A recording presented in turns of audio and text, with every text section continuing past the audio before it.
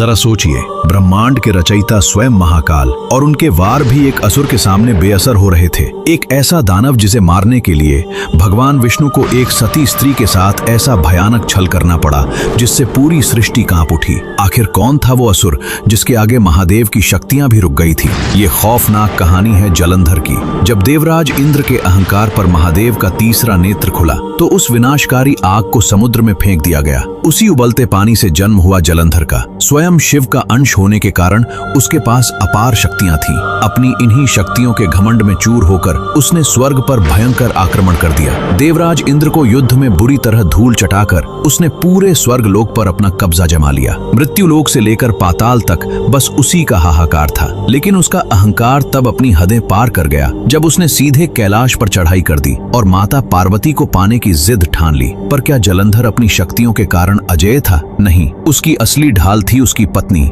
वृंदा।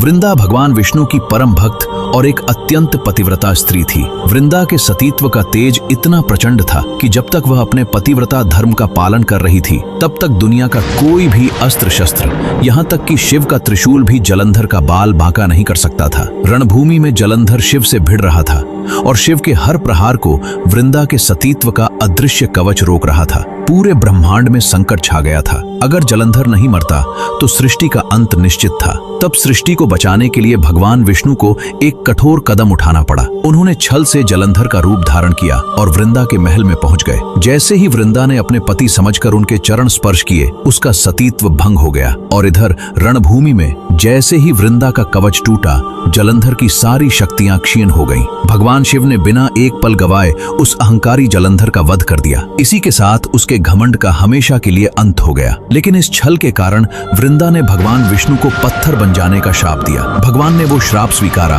और वृंदा को वरदान दिया कि वह तुलसी के रूप में हमेशा उनके साथ पूजी जाएगी। क्या आपको शिव और जलंधर की इस रहस्यमयी कथा के बारे में पता था? कमेंट्स में हर हर महादेव जरूर लिखें।